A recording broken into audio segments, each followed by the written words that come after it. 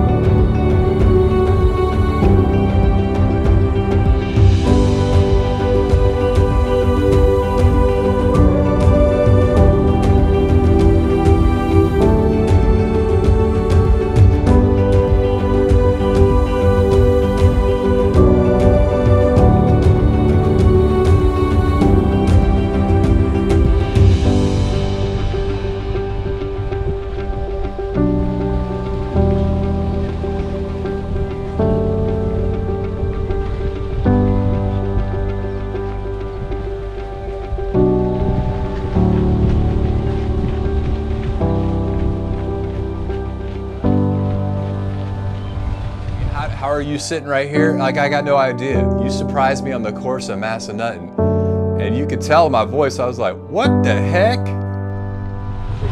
Hey. What's up, man? What are you doing out here? Tracking you online, brother. You're just driving down this backwards country road, like in the middle of the Blue Ridge Mountains, and I'm like, Patrick? And you were tracking me. And this is the first year they used tracking, because they didn't track last year either. But, you know, it brought back a lot of memories, and just kind of like one of those things like, well, there's no quitting now.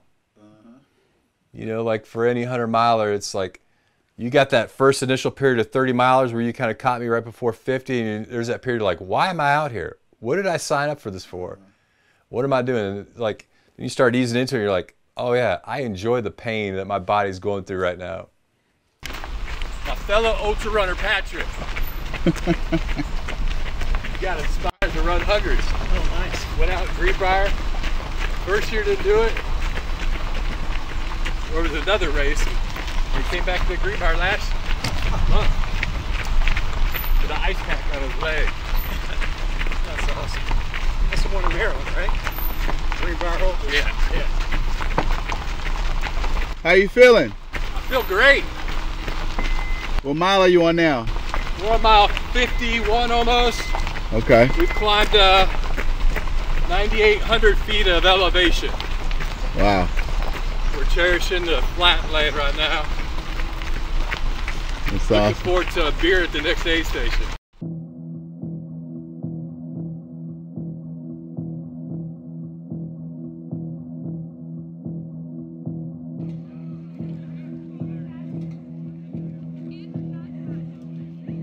Again, like good old times. Yes, sir. So what's your role now? I'm just pacing and crewing. Take it easy, man. All right. We're gonna be, I'll pick him up at Camp Roosevelt, like 66 miles. Okay. Awesome. You run up with your GoPro this time again or no? No, Okay. it's all work this time. Right. Too much distraction from doing that with the GoPro. Right? Yeah, Awesome. All right, man. Well, do your thing. I'm gonna catch you coming out. yeah. Okay. All right.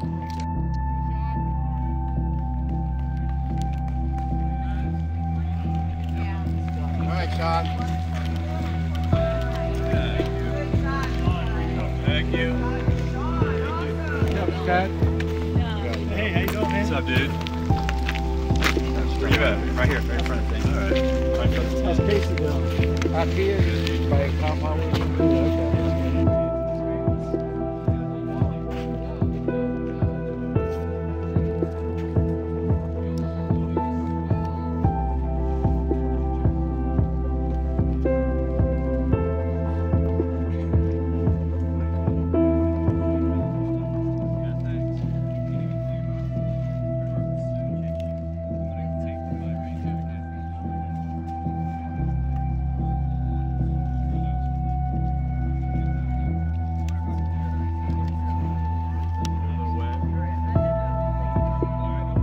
I took more time at that aid station than I had before. You know, that mile I think was a 38-minute mile, but you know, it was a good chance to link up with you. I haven't seen for a long time, and get some good food, change my socks, and just, you know, kind of decompress for a minute.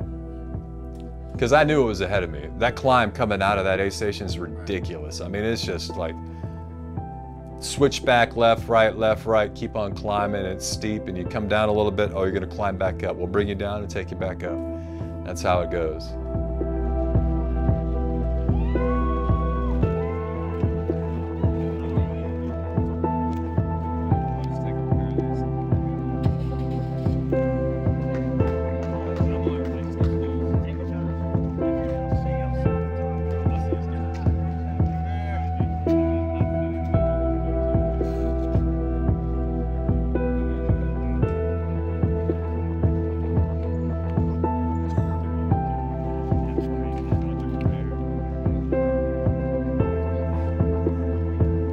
So I got up to the aid station, the guy's like, does anybody want a beer? And I was like, well, what do you got? He's like, I got a Coors Light. I was like, I'll take it.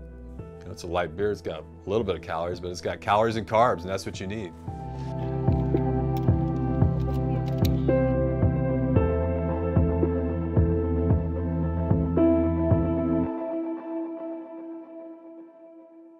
All right, Kyle. We'll see you in a while. Huh? We'll see you in a little bit. All right. You can drink the rest of that beer if you want to. I will.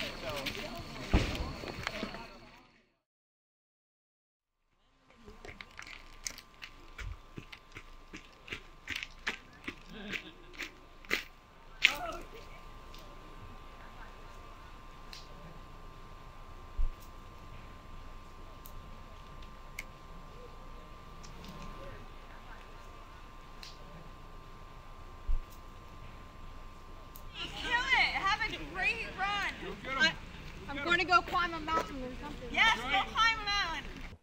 And this was like the first time I'd ever taken on a 100-miler solo. And Massanutten's not just any race, you know. It is like one of the toughest races in Virginia. You have to be focused all the time. If you're not focused, you know, you're going to crash and burn. I first met Sean Cook at a race where I was actually doing an aid station. It was a 50-mile race out in Fairplay, Colorado, and he just came up to the fire and before the race, and we were just chatting with a bunch of other runners. But he was talking to us, and he says, you know, I'm doing Leadville next month in August, and do you want to pace and crew? And I didn't think anything of it, but my friend said, sure. She said, I'll do it. And she ended up pacing him as well, and I said, well, if she's going, I'm going to go as well. And that's how I met Sean to do the Leadville 100-mile race. And then later on, I found out that he had gone from not running at all to running a 100-miler in 6 months. And I had already been an ultra runner, so I thought that was kind of impressive and kind of crazy at the same time.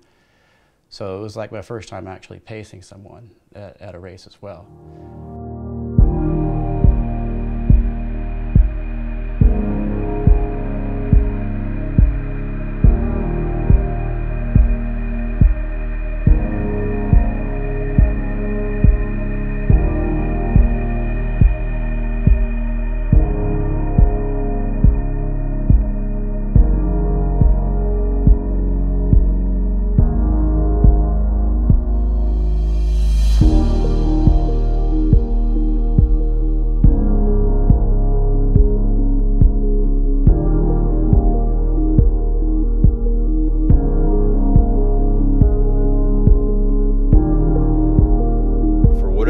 Whether it was my recent trip to Alaska, my jet lag, or bad sleep the night before, I was just kind of like in a drone state.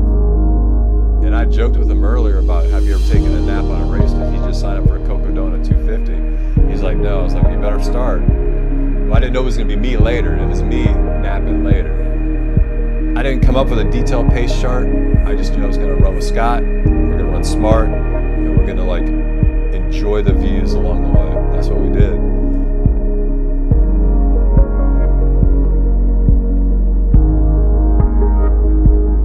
You climb up this hill and it's just nothing but rocks. You're like rock, rock, rock, rock, rock, and all of a sudden you see some light coming through. You get to that space, and depending on what part of the valley you're at, you're either looking out towards Luray area or you're looking out towards New Market. and it just opens up into just lush green trees everywhere. The beautiful river out there is amazing.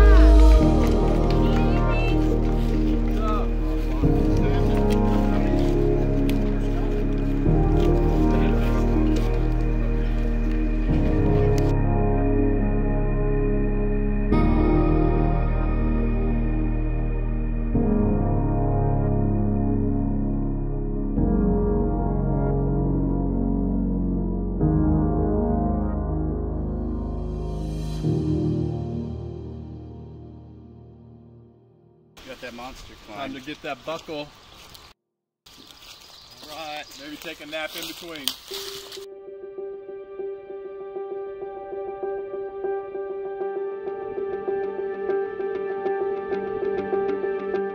So I met Michelle and Sean through CrossFit, and Michelle had this great idea that I should run the Grayson Highland 50K, and Sean was like, yeah, you should do that. And of course, behind every great man, there's a better woman, right?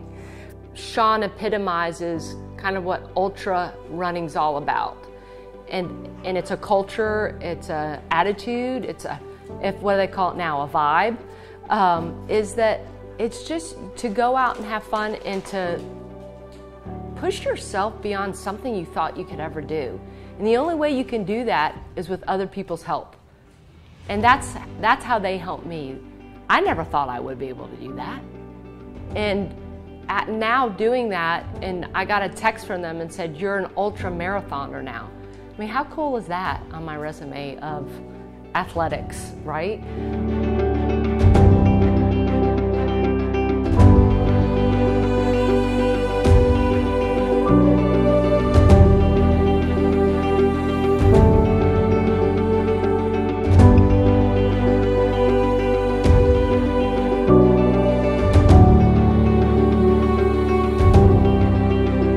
This thing is doggone good. What kind of aid station brings snow cones to the field? Icy Pops. But this is a snow cone, dude.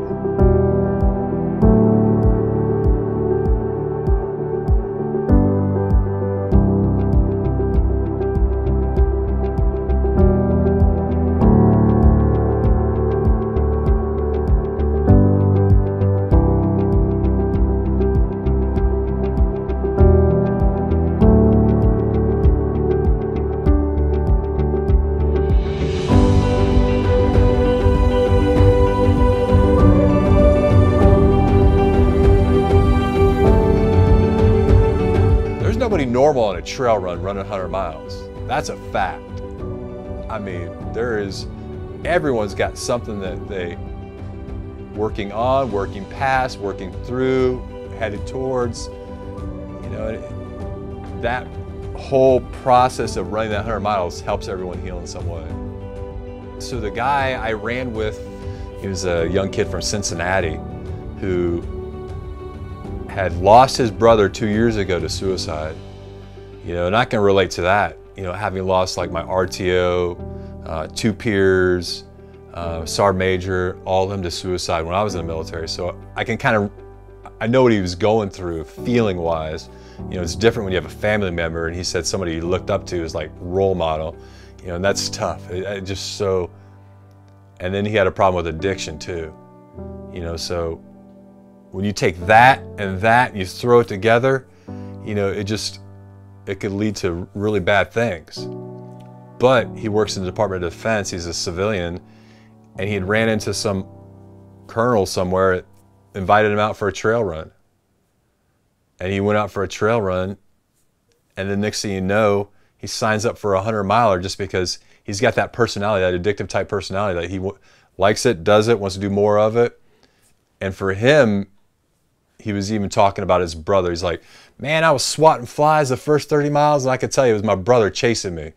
You know, so to see that, hear that, feel that, I mean, that was pretty good. And, you know, that's what you see a lot on trail runs too. People will tell you everything. I'm sure I've told my life story to everyone on a trail, and for him to share that, you know, you just kind of, you reflect upon it. There's not a lot, I mean, I don't know him that well, but I'm just able to say, hey man, you are where you're supposed to be right now, and you just got to keep going. And he wants you to finish. And he did. That was his first 100 too.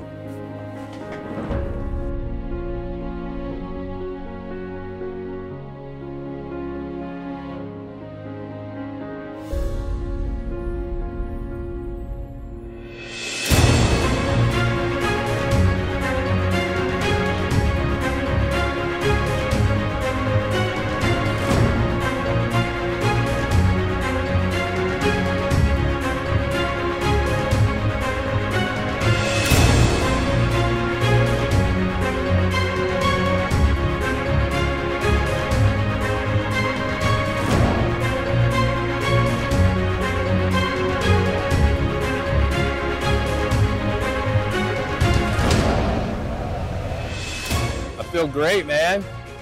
Second finish here. The first of Scott and I's 6 100 races this year. All Virginia. We're excited. But in all honesty, I'm tired. My body's shredded. My legs can't move very well right now. And I have some issues at the bottom of my feet.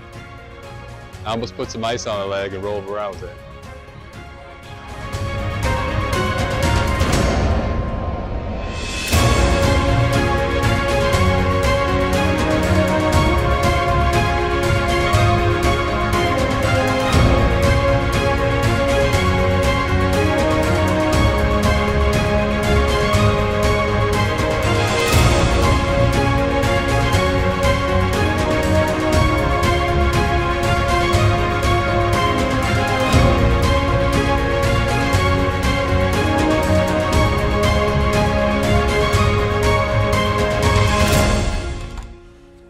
All right, so this shirt is pretty significant because this represents the Virginia Sixer, and that is 6 races that are 100 miles in distance across Virginia, and the only 6 are right here. Massanutten 100, which we just completed last weekend. Old Dominion 100, which is 2 weeks away from this race. Yeti 100, which is 6 days after Grindstone. Cloudsplitter 100, and then the Devil Dog 100.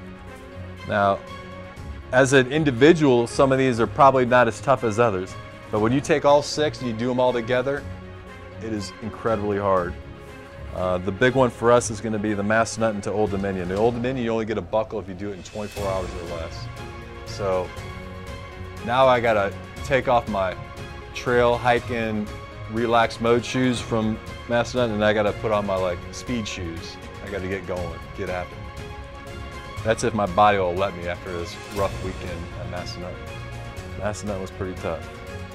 Scott Lee and I came up with this, and you know, so far, as we know, we're the only 2 that have done it. We started a Facebook page for it, and hopefully we'll get 1 or 2 people next year.